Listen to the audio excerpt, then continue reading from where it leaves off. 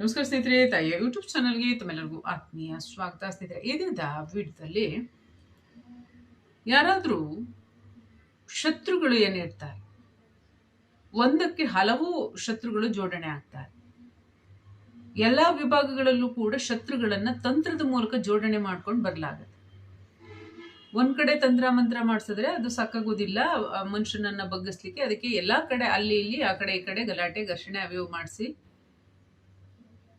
ಹಲವು ರೀತಿಯಾದಂಥ ತಂತ್ರಗಾರಿಕೆಯನ್ನು ಮಾಡಿಸಲಾಗುತ್ತೆ.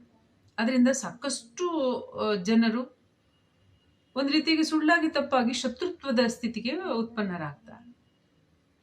ಹೀಗಿರ್ತಕ್ಕಂಥ ಸಂದರ್ಭದಲ್ಲಿ ಅಂತಹ ಶತ್ರುಗಳ ದಮನ ಮತ್ತು ಶಾಂತಗೊಳಿಸ್ತಕ್ಕಂಥದ್ದು ಹೇಗೆ? ಇದರಲ್ಲಿ ಒಂದು ತಂತ್ರ ವಿಧಾನವನ್ನು ನಾನು ತಿಳಿಸ್ತೇನೆ. ಈ ತಂತ್ರ ವಿಧಾನವನ್ನ ತಾವು ಯೋಗ್ಯವಾಗಿದ್ರೆ ಮಾತ್ರ ಪ್ರಯೋಗವನ್ನು ಮಾಡಬೇಕು. ತಾವೇ ಬಾಧೆ ಕೊಟ್ಟು ತಾವೇ ಹಾನಿ ಮಾಡಿ ಅದರ ನಂತರದಲ್ಲಿ ತಂತ್ರ ಪ್ರಯೋಗಗಳನ್ನು ಮಾಡಬಾರ್ದು.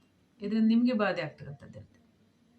ಹಾಗಾಗಿ ಯಾರು ಅನಾವಶ್ಯಕ ಅಥವಾ ಶಕ್ತಿ ಅಥವಾ ಸ್ಥಾನಮದ, ಹಣಮದ, ನೆಣಮದ, ಜನಮದ, ಆಸ್ತಿಮದ, ಹೆಸರು ಕೀರ್ತಿಯ ಮದದಿಂದ ಬೇರೆ ಜೀವಿಗಳಿಗೆ ಹಾನಿಯನ್ನು ಉಂಟು ಮಾಡ್ತಾ ತೊಂದರೆ ಕೊಡ್ತಾರೆ, ಅವ್ರು ಶಮನ ಆಗ್ತಾರೆ.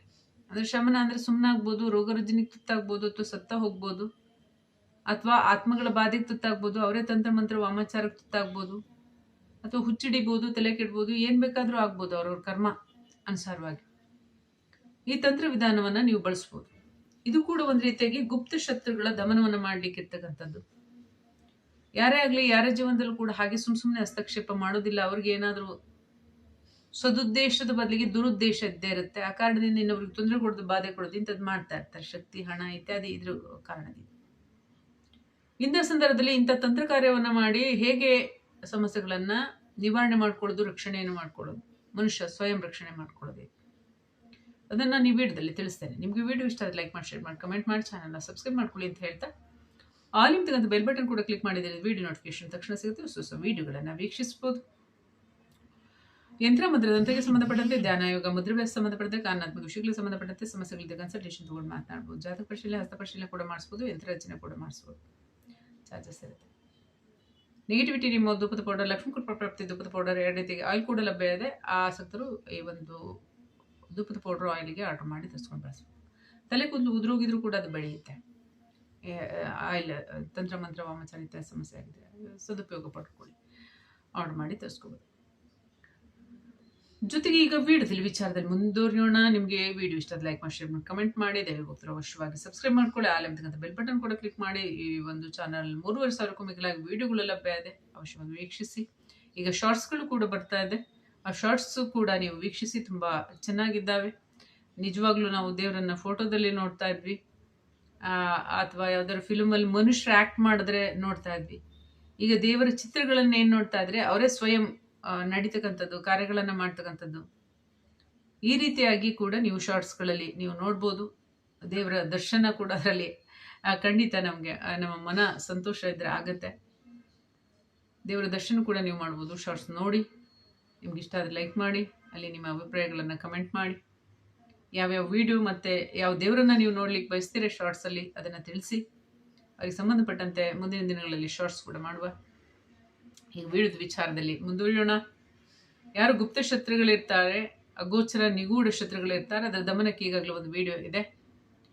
ಇಲ್ಲಿ ಕೂಡ ತಂತ್ರದಲ್ಲಿ ಒಂದು ತಂತ್ರವನ್ನು ಮಾಡಿ ಮನುಷ್ಯನನ್ನ ಬಗ್ಗಿಸ್ಲಿಕ್ಕಾಗಲಿಲ್ಲ ಅಂದರೆ ಹಲವಾರು ರೀತಿಯಾದಂಥ ಸಮಸ್ಯೆಗಳು, ಜಮೀನು ಅಥವಾ ಹೆಸರು, ಕೀರ್ತಿ, ಕೆಲಸ, ಕಾರ್ಯ, ಸಂಬಂಧಗಳಲ್ಲಿ ಈ ರೀತಿಯಾದಂತಹ ಹಲವಾರು ವಿಭಾಗಗಳಲ್ಲಿ ವಾಮಾಚಾರ ಸಮಸ್ಯೆಗಳು ಆಗ್ಬಿಡ್ತಾವೆ. ಕಾಲಾನಂತರದಲ್ಲಿ ಕಳೆದಂತೆ ಮನುಷ್ಯನ ಮೇಲೆ ಈ ರೀತಿಯಾದಂತಹ ಹಲವಾರು ರೀತಿಯಾದಂಥ ವಾಮಾಚಾರ ಸಮಸ್ಯೆಗಳಾಗ್ಬಿಡ್ತವೆ.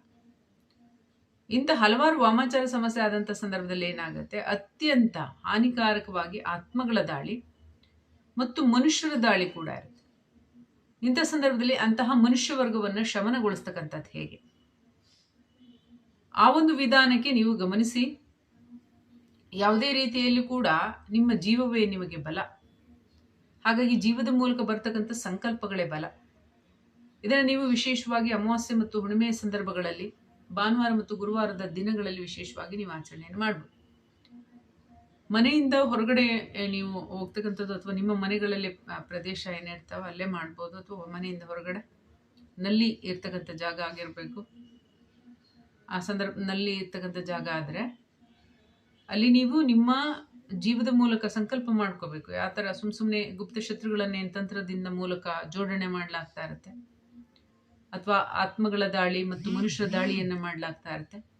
ಅಂಥ ಸಮಸ್ಯೆಯ ನಿಗ್ರಹಕ್ಕಾಗಿ ಮೊದಲು ದೇವರ ಪೂಜೆ ಕೈಕರ್ಯಗಳನ್ನು ಮಾಡಿ, ನಿಮ್ಮ ಇಷ್ಟ ದೇವರ ಮಂತ್ರ ಜಪವನ್ನು ಮಾಡಿ, ಅವರಲ್ಲಿ ಪ್ರಾರ್ಥನೆಯನ್ನು ಮಾಡಿಕೊಂಡು ಪರ್ಮಿಷನನ್ನು ತಗೊಂಡು, ನಂತರದಲ್ಲಿ ಯಾವ ರೀತಿಯಾಗಿ ಅನಾವಶ್ಯಕ ಶತ್ರುಗಳನ್ನು ನಿರ್ಮಾಣ ಮಾಡ್ತಾ ಇರ್ತಾರೆ, ಮೂಲ ಶತ್ರುಗಳು, ತಂತ್ರದ ಮೂಲ ಶತ್ರುಗಳು ಯಾರು ಇರ್ತಾರೆ, ತಾಂತ್ರಿಕರು ಇರ್ತಾರೆ. ತಾಂತ್ರಿಕರಿಗೆ ಹೇಳಿ ಮಾಡಿಸ್ತಾ ಇರೋರು ಅವ್ರು ನಿಮ್ಮ ಕುಟುಂಬದವ್ರು ಇರ್ಬೋದು, ಆಸ್ತಿ ಪಾಸ್ತಿಗೆ ಸಂಬಂಧಪಟ್ಟಂತೆ ನಿಮ್ಮ ಪರಿಚಯದವ್ರು, ಬಿಸ್ನೆಸ್ ಮಾಡ್ತಕ್ಕಂಥವ್ರು, ಪೈಪೋಟಿ ಕೊಡ್ತಕ್ಕಂಥವ್ರು ಇರ್ಬೋದು, ಅಥವಾ ನಿಮ್ಮ ಏಳಿಗೆ ಕಲ್ಯಾಣ ಸಹಿಸ್ತೆ ಮಾಡ್ತಾ ಇರ್ತಕ್ಕಂಥವ್ರು ಇರ್ಬೋದು. ಅವರು ಕೂಡ ನಿಮ್ಗೆ ಗುರುತು ಪರಿಚಯದವ್ರು ಆಗಿರ್ತಾರೆ. ಪರಿಚಯ ಇಲ್ಲದೆ ಇದ್ದವ್ರು ಯಾರೂ ಮಾಡ್ಲಿಕ್ಕೆ ಬರೋದಿಲ್ಲ. ಪರಿಚಯ ಇದ್ದವರೇ ಇಂಥದ್ದೆಲ್ಲ ಕಾರ್ಯವನ್ನು ಮಾಡೋದು. ಇನ್ನು ಕೆಲವೊಮ್ಮೆ ಹೆಣ್ಣುಗಳ ವಶೀಕರಣ, ಗಂಡುಗಳ ವಶೀಕರಣ, ಅಥವಾ ಸಂಸಾರಸ್ಥರ ವಶೀಕರಣ, ಮಕ್ಕಳಾಗದಂತೆ ಮಾಡಲಿಕ್ಕೆ, ಮನೆ ಆಗದಂತೆ ಮಾಡಲಿಕ್ಕೆ, ವ್ಯವಹಾರ ಆಗದಂತೆ ಮಾಡಲಿಕ್ಕೆ ಇಂಥದ್ದೆಲ್ಲ ವಶೀಕರಣವನ್ನು ಮಾಡ್ತಾರೆ. ಇದು ಬೇರೆ ವಿಧಾನ. ಆದರೆ ಇಲ್ಲಿ ತಂತ್ರವನ್ನು ಮಾಡ್ತಕ್ಕಂಥ ಮೂಲ ಯಾರಿರ್ತಾರೆ, ಮೊದಲಿಗೆ ನೀವು ಹುಟ್ಟಿದಂಥ ಜಾಗಗಳಿರ್ಬೋದು, ಅಥವಾ ನೀವು ಬೆಳೀತಕ್ಕಂಥ ಜಾಗ, ಅಥವಾ ನೀವು ವೃತ್ತಿ ಮಾಡ್ತಕ್ಕಂಥ ಜಾಗ. ಹೆಣ್ಮಕ್ಳಾದ್ರೆ ಹುಟ್ಟಿದ ಮನೆ ಒಂದಾದ್ರೆ ಮೆಟ್ಟಿದ ಮನೆ ಒಂದಾಗಿರುತ್ತೆ, ಅಲ್ಲಿ ಜಾಗ, ಹುಟ್ಟಿದ ಮನೆ ಒಂದು ಜಾಗ. ಇಂಥ ಸಂದರ್ಭದಲ್ಲಿ ಮೂಲವಾಗಿ ಯಾರು ಇರ್ತಾರೆ ಅವರೇ ನಿಮಗೆ ಮೊದಲನೇದಾಗಿ ಕೊಡ್ಲಿಬಿಟ್ಟು ಅವರೇ ಬಾಧೆ ಕೊಡ್ತಕ್ಕಂಥವ್ರು.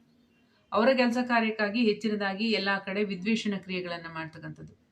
ಅದರಲ್ಲಿ ವಿಶೇಷವಾಗಿ ಈ ಉಚ್ಚಾಟನ ಕ್ರಿಯೆಗಳನ್ನು, ಎಲ್ಲೋದ್ರೂ ಕೂಡ ಜಗಳ ಆಗಬೇಕು ದೂರ ಆಗಬೇಕು, ಜಗಳ ಆಗಬೇಕು ದೂರ ಆಗಬೇಕು, ಒಡೆದು ಆಳುವ ನೀತಿ, ಇಂಥ ಕಾರ್ಯಗಳನ್ನು ಮಾಡಿಸ್ತಾ ಇರ್ತಾರೆ.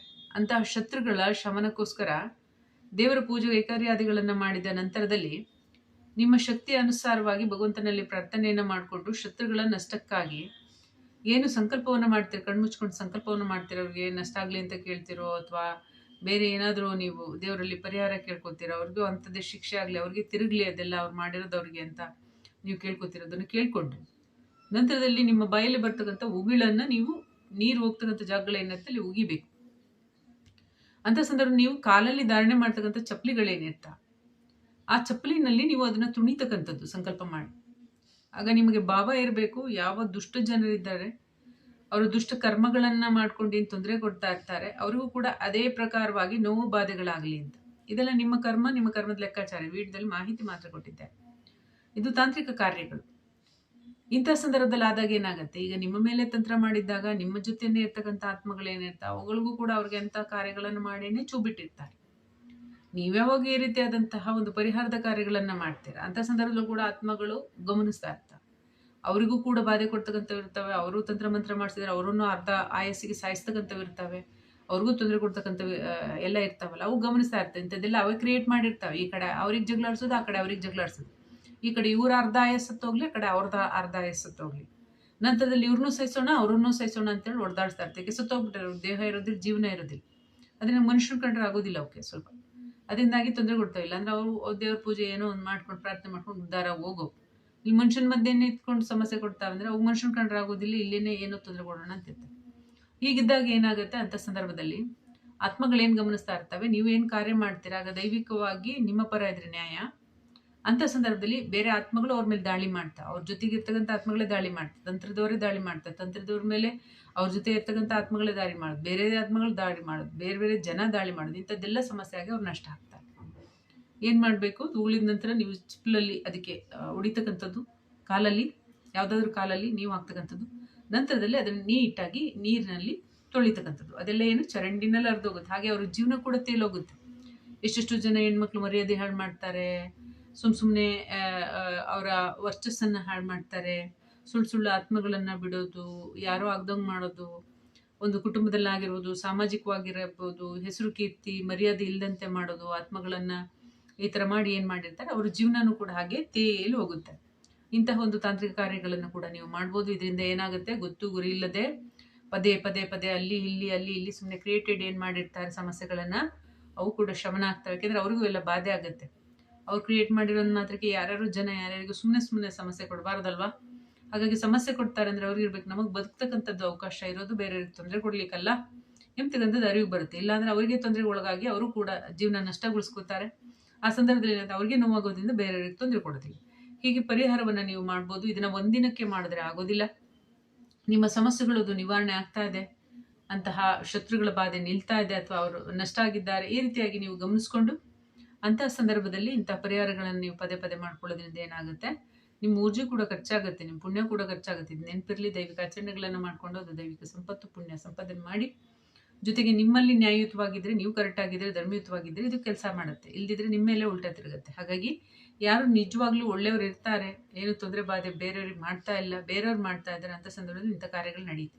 ಇದನ್ನ ಯಾವಾಗ ಬೇಕಾದರೂ, ಗುರುವಾರ, ಅಮಾವಾಸ್ಯೆ, ಹುಣ್ಣಿಮೆನೇ ಬರಬೇಕಂತಿಲ್ಲ, ಗುರುವಾರ, ಭಾನುವಾರ, ಇಂಥ ಸಂದರ್ಭಗಳಲ್ಲಿ ನೀವು ಅವಶ್ಯವಾಗಿ ಅಮಾವಾಸ್ಯೆ ದಿನ ಹಿಂದೆ ಮುಂದೆ, ಹುಣ್ಣಿಮೆ ದಿನ ಹಿಂದೆ ಮುಂದೆ, ಇಂಥ ದಿನಗಳಲ್ಲಿ ಅವಶ್ಯವಾಗಿ ಮಾಡ್ಬೋದು. ಈ ಕಾರ್ಯವನ್ನು ನೀವು ಮಾಡ್ತಾ ಇದ್ದರೆ ನಿರಂತರವಾಗಿ ಅವರು ಶ್ರಮಣ ಆಗ್ತಾರೆ. ಅವ್ರ ಜೀವನನೂ ಕೂಡ ತೇಲೋಗುತ್ತೆ.